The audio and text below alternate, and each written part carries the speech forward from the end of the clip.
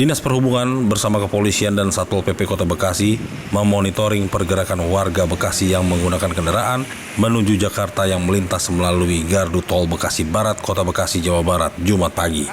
Monitoring dan pemantauan dilakukan sejak 3 hari lalu untuk menghitung kendaraan warga Bekasi yang menuju Jakarta.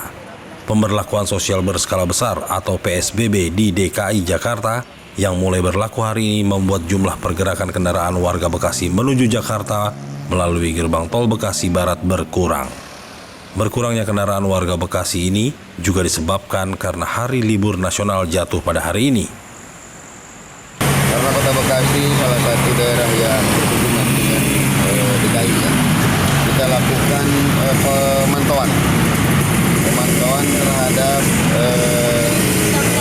kendaraan yang masuk ke arah Jakarta. Salah satunya di pintu tol Barat. Kita coba amati. Kami hitung tadi dari jam 6 pagi sampai sekarang jam 10. Selain di gardu tol Bekasi Barat 1 dan gardu tol Bekasi Barat 2, pengamatan dan pemantauan dilakukan di gardu tol Bekasi Timur, Stasiun Keranji, Stasiun Bekasi Timur, Terminal Bekasi, dan Terminal Kayu Ringin, serta Jalan Kota Bekasi yang berbatasan dengan wilayah DKI Jakarta, Kota Depok, dan Kabupaten Bogor. Dari Bekasi, Ari Ridwan, Nusantara TV melaporkan. Rumahnya di Jakarta dikelilingi oleh berbagai karangan bunga. Bambang Purnomo, pria berusia 72 tahun ini, berlinang air mata memegangi foto putrinya. Dr. Ratih Purwarini adalah salah satu dari 26 dokter Indonesia yang meninggal dunia akibat COVID-19.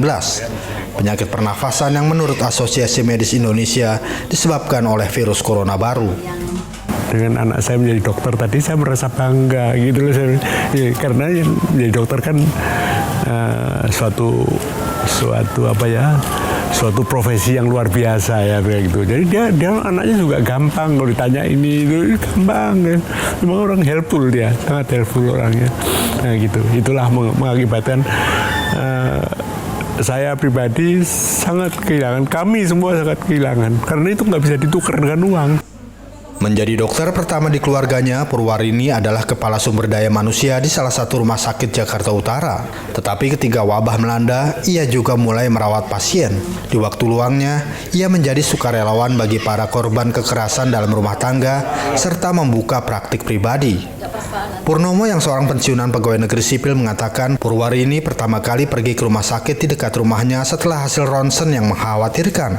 Meskipun awalnya ia disuruh pulang karena tidak menunjukkan gejala, ia bersikeras dirawat di rumah sakit dan akhirnya dirawat. Karena dia seorang dokter, jadi dia sebetulnya sudah tahu dari ronsennya, dari dia tahu sebetulnya bahwa dia sebetulnya ada indikasi yang kuat ke arah COVID, dia tahu bilang itu. Nah, sehingga karena dia tinggalnya di BSD, maka dia masuk ke rumah sakit Eka Hospital. Dia dalam kondisi masih sehat sehingga rumah sakit Eka Hospital menolak untuk dia opname, ditolak. Purwarini meninggal setelah ia dipindahkan ke rumah sakit lain pada 31 Maret. Ibu dari 2 anak tersebut berusia 46 tahun. Kementerian Kesehatan dan Satgas COVID-19 juga menolak berkomentar tentang kematian para dokter. Singkat cerita, waktu hari Sabtu itu dia bilang tidak punya ventilator. Itu saya kecewa sekali, rumah sakit segitu bagusnya kok tidak punya ventilator. Di Indonesia, negara berkembang yang berpenduduk 260 juta orang, tingkat kematian yang tinggi di antara para dokter telah meningkatkan kecemasan tentang sistem layanan kesehatan yang tidak siap menghadapi pandemi. Karena pemerintah nggak punya duit untuk merumahkan orang dan dia diberikan jaminan sebagai pengganti uang gajinya dia pendapatnya di hari-hari. Nah, ini saya takut sekali. Sebulan setelah mencatat kasus pertamanya, Indonesia memiliki jumlah kematian akibat coronavirus tertinggi di Asia setelah Cina, dengan 3.293 kasus yang dikonfirmasi, diantaranya 280 kematian. Para pakar kesehatan pun khawatir angka tersebut bisa jauh lebih tinggi.